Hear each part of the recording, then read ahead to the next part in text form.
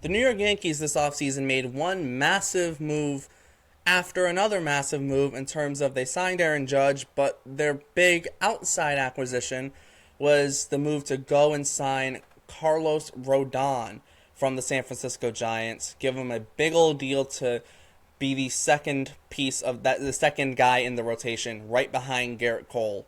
However, this season so far, first year of the contract, and it hasn't necessarily worked out.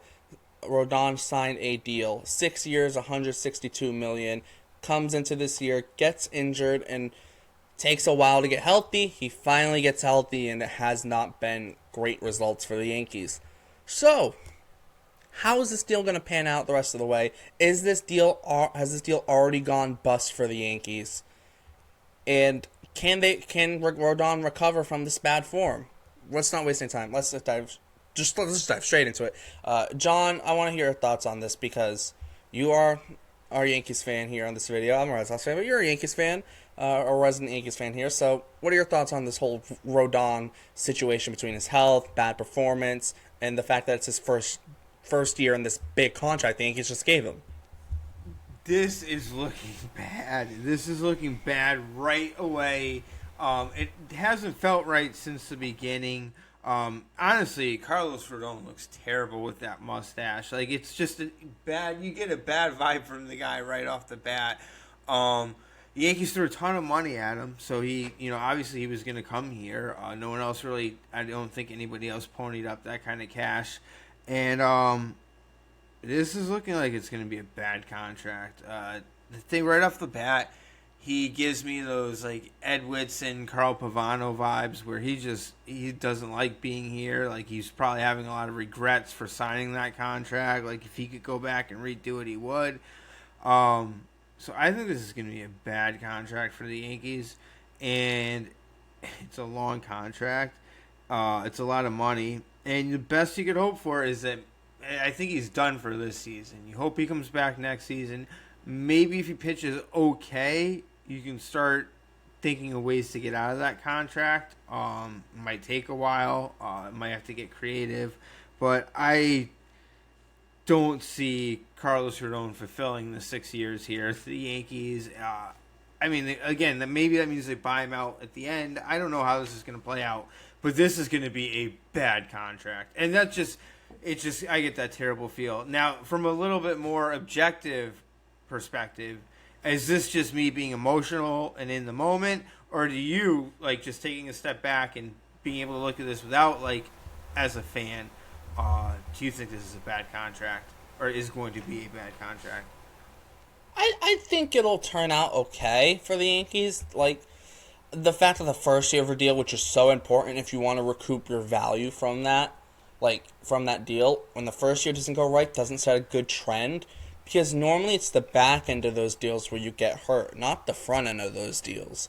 It's always the back end where you get hurt, and that's what makes it so tough for the Yankees. I mean, Rodon's got a negative .5 F4 this year, 27 innings pitched. He's only at 8 Ks per 9, which drops from the 12 Ks per 9 he's had the last 2 years. His walks per 9 are up to 6. That's up from the around 2.5 walks per 9 he's had the last couple of years.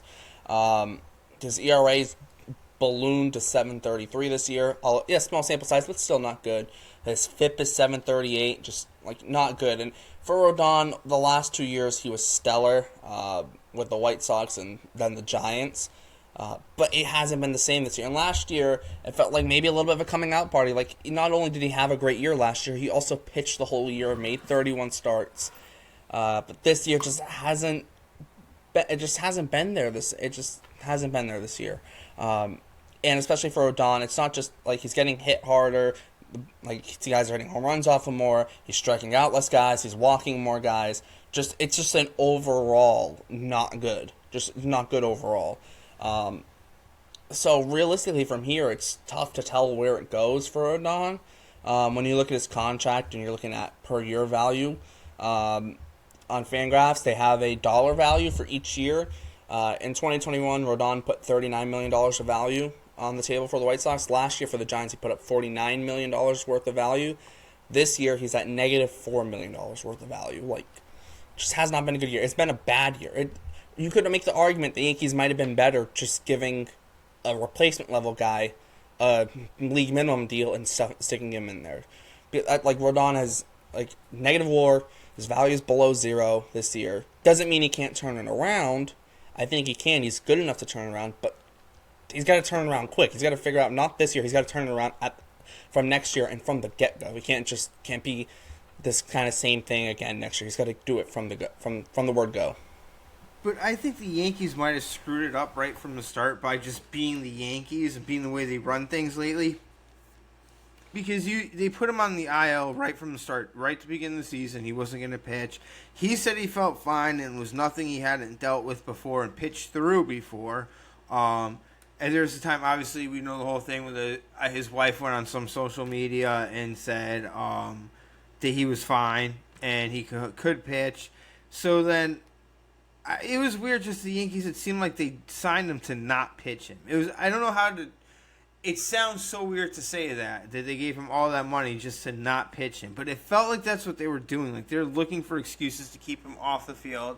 So I think they just got off on the wrong foot. He probably wasn't very comfortable coming in. He came in under a ton of pressure. Bringing him in when he did, it was the end of end of June, beginning of July is when he made his first start, right? Yes, July 7th was his first start. So you're bringing him in July. The Yankees are struggling. There's a ton of pressure on the guy. So much more pressure than there would have been if you just let him pitch in April when he said he was healthy enough to pitch.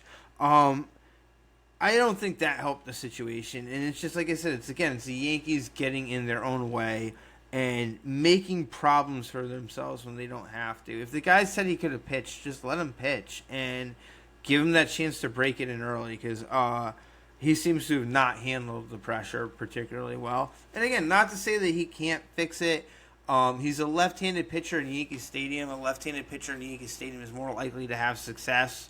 It's a bit more friendlier to left-handed pitching than it is to right-handed pitching. So, yeah, there's a chance. And again, Rodon's got talent. So it's not to say that it can't get better. I just get this bad feeling right off the start. I don't know. I think it's just maybe the Yankees fans have a lot of bad memories of Pavano recently. Some of us older fans remember the whole Edwardson thing, among other high-level pitchers that could come in and not handle New York. Randy Johnson, for one. Jack McDowell, Black Jack McDowell, another one. Guys that just can't handle New York. So you're just hoping that's not what it is. But right now I think that's all in the back of everybody's mind. But again, I hope he can fix it. Maybe he can. He's got the talent. Just got to get his head right, and hopefully the Yankees just let him go out there and pitch. Let him be himself.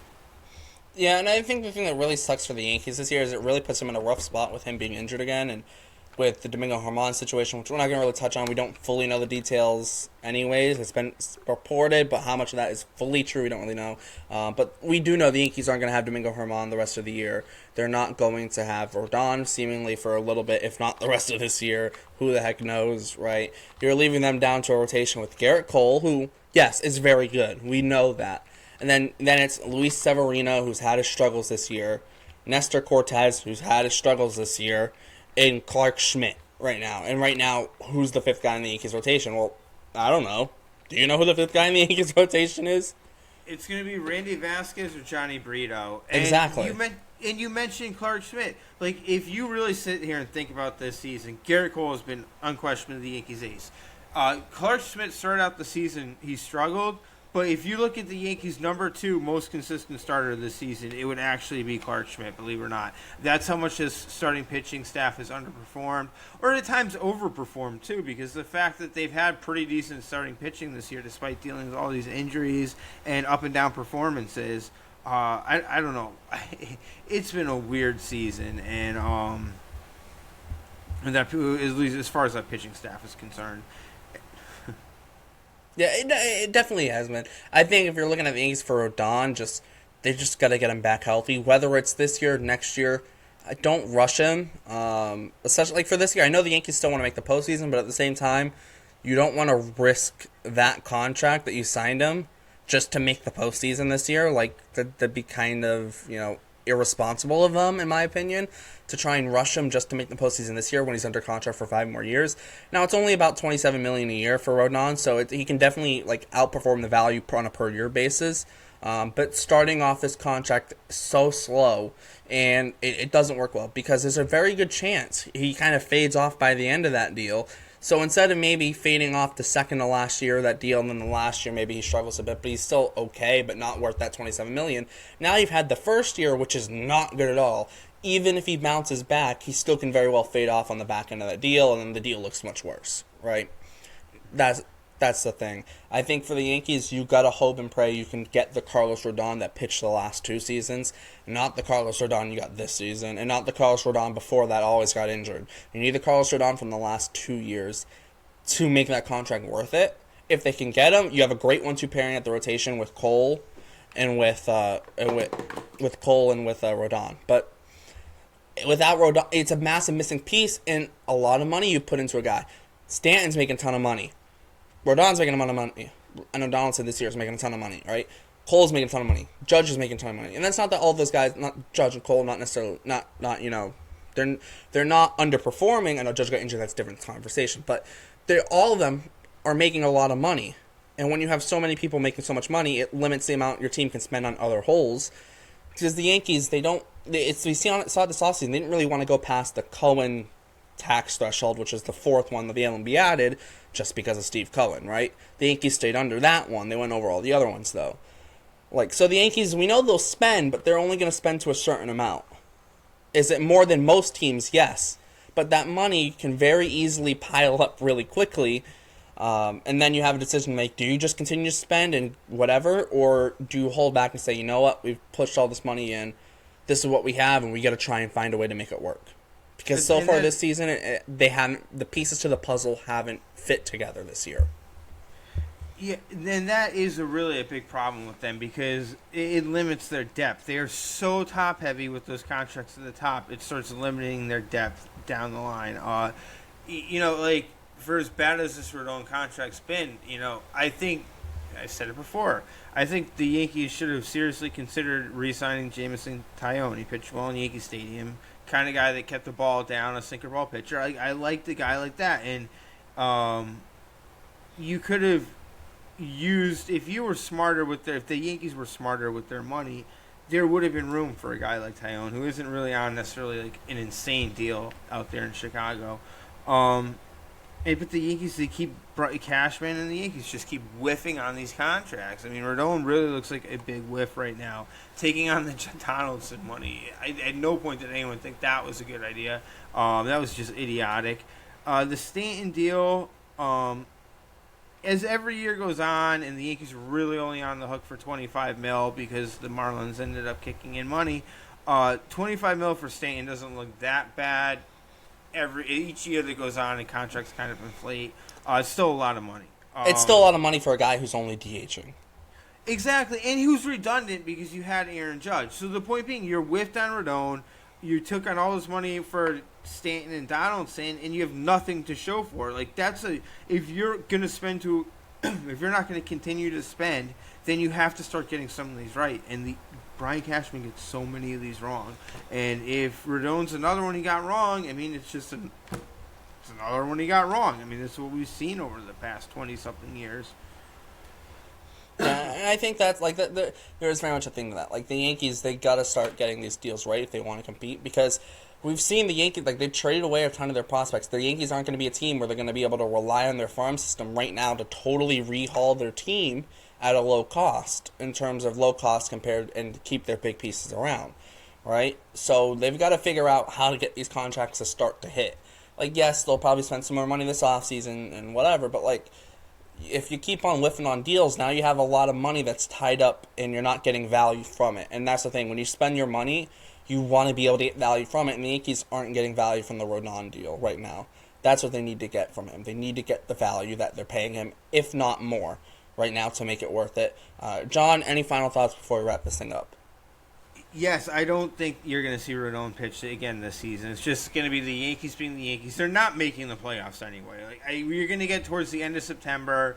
He's on the 15-day IL. Realistically, that's probably more of a 30-day stint.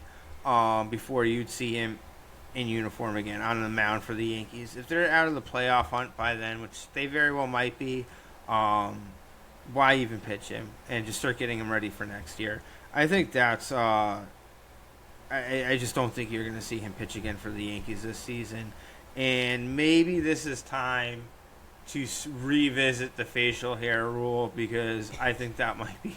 Rodon does not look comfortable. I don't know. It's just some guys maybe he'd just be better with a beard. Maybe I'm a bit biased, but that is what it is. Yeah. I mean, to be fair, it is the 21st century. Do we need the no facial hair rule? That's always the thing I've always joked about. Players aren't going to go to the Yankees because they don't want to shave their beard or cut their hair, which I guarantee there are some players who would agree with that statement. There are some of them out there, not all, but some. I think that is a great place to wrap it up. Make sure to check out all our links in the description of the Bleacher Brawls website, podcast, Instagram, and Twitter. Make sure to like, subscribe, hit the notification bell so you get notified whenever we post. Yankees podcast, Stripes podcast should be coming out, I think Wednesday. I think it's going out. Our Sox podcast should be coming out later this week as well. So stay tuned for those. For John, my name is Derek. Thanks for tuning in to Bleacher Brawls, and we'll see you next time.